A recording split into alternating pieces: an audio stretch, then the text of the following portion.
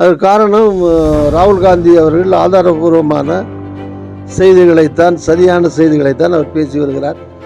அதனால் அவரால் பதில் சொல்ல முடியாத அந்த சூழ்நிலையில் அவர் அதை தவிர்த்து கொண்டே போய் கொண்டிருக்கிறார். அதான் உண்மை.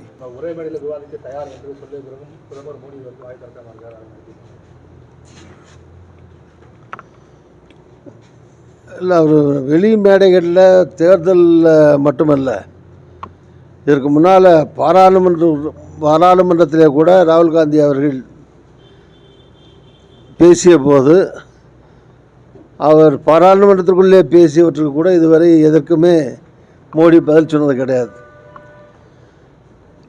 பாராளுமன்றத்துக்குள்ளேயும் அவர் சொல்லவில்லை, வெளியே பொது மேடைகளில் பேசிய பேச்சுக்கும் சொல்லவில்லை. இப்போது தேர்தல் நேரத்திலேயும் அவர் சொல்லுகிற வாதங்களுக்கோ குற்றச்சாட்டுகளுக்கோ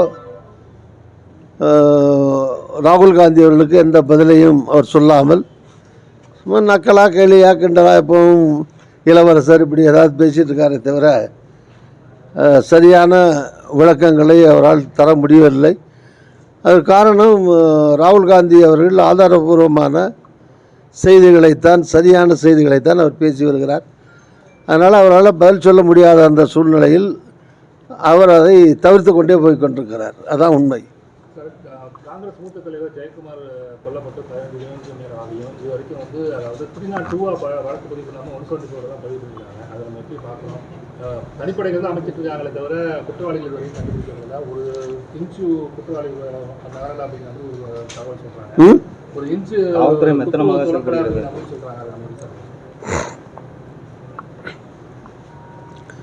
இல்லை, அது காங்கிரஸ் கட்சியினுடைய ஒரு மாவட்ட தலைவர்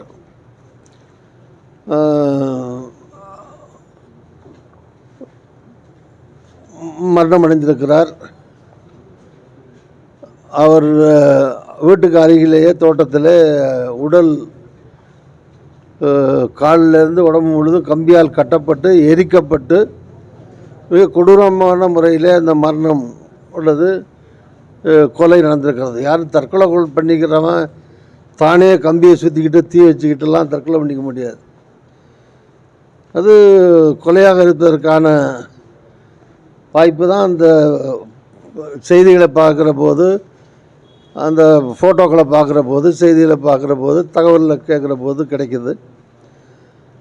அதில் சம்மந்தப்பட்டிருக்கிற குற்றவாளிகளை காவல்துறை இப்போ 10-15 நாள் ஆயிடுச்சு.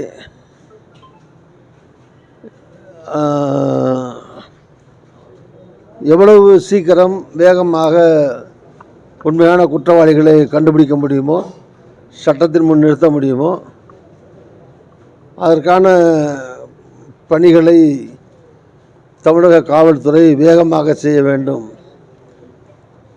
என்று மக்கள் எல்லோரும் எதிர்பார்க்குறாங்க அந்த செய்தியை.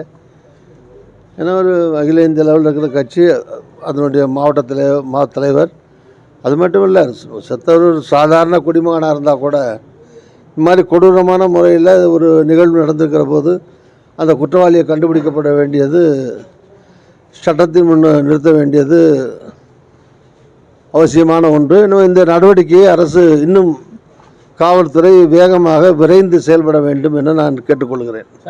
பிரதமர் தேர்தல் பிரச்சார கூட்டங்களில் குறிப்பாக தமிழகத்தோட மக்கள் நல திட்டங்கள், விடியல் பயணம், இலவச பயணத்தை விமர்சனம் பண்ணி இப்போ கடைசியாக பிரச்சாரத்தில் பேசிக்கிட்டு இருக்காரு. அதை எப்படி பார்க்குறாங்க? இல்லை, ஒரு மக்கள் அரசு மக்களுக்காக செய்கிற காரியங்களை ஒரு பிரதமர் கேலி செய்வதோ கிண்டல் செய்வதோ ஏற்புடையதல்ல, கண்டனத்திற்குரியது. அதில் ஒன்றும் சந்தேகம் கிடையாது. அவர் தான் ஒன்றும் செய்கிறதில்ல, செய்கிற அரசாங்கத்தையும் எதுக்கு கேள்வி பண்ணுறார்?